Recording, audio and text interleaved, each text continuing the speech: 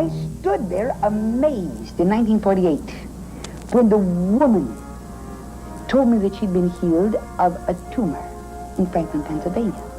I was awed. Or when this Mr. Orr came and said that he'd received sight in an eye. Because I'd never touched him, I'd never prayed for him. I too was curious as to what had happened.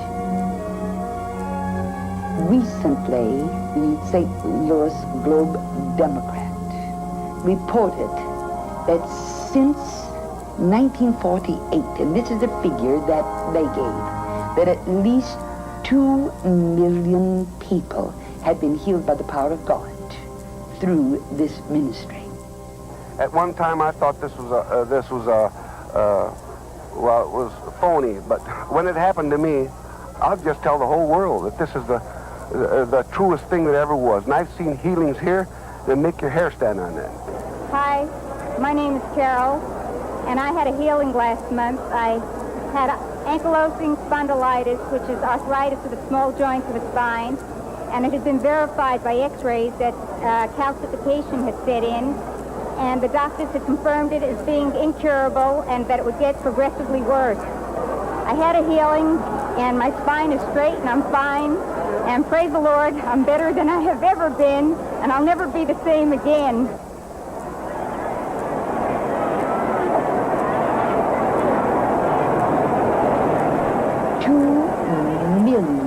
People. This is what the news media has given. That's the reason, you know, the ministry needs no defense. These miracles of healing need no defense. Sitting there are thousands who are watching. And they may feel as though that I am over dramatic when someone is wonderfully healed by the power of God.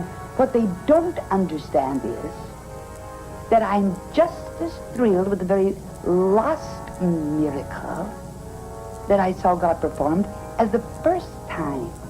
There are no words in the human vocabulary to describe spiritual experiences and emotions because these things are spiritual, but as real as the air that you breathe.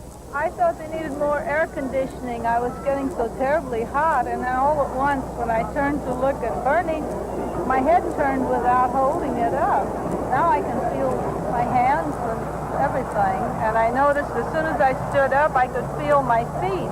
With multiple sclerosis, you don't have any feeling. I was a 245-pound vegetable, all humped over, stiff-necked, left side paralyzed. As I walked in this auditorium, God performed a miracle. He straightened my body completely up. I had no ill feelings. My hands straightened up. I could turn my neck. My left side had use in it. I was a new man.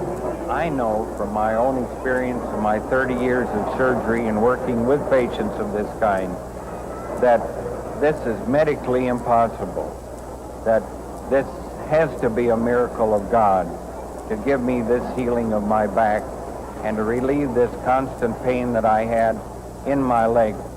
How do you feel now? Feel vibrant. Vibrant? I feel like I could shock the world. By doing what? Praise the Lord. I was blind and was led around like blind people. Have you seen a doctor about your condition? Oh, yes, for years. And what happened this afternoon? I don't know. I started to cry, and I didn't ever cry much because I think that's one of the things about glaucoma. You don't have much fluid in the eyes or something. And then I thought I saw the stage, but I didn't believe it. I thought it was in my mind's eye that I saw it, and I took my glasses off and rubbed my eyes, and I said to Quan, I see a little boy in a green sweater. I was stunned. I couldn't say anything. I kept wanting to cry, but I couldn't. It was just that I was just walking around dazed. I couldn't believe I was really seeing it.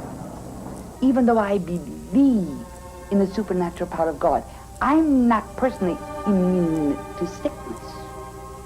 I too can become ill. Kathryn Kuhlman died following open-heart surgery. It's likely, however, that her legacy of love and healing will be an inspiration for generations to come.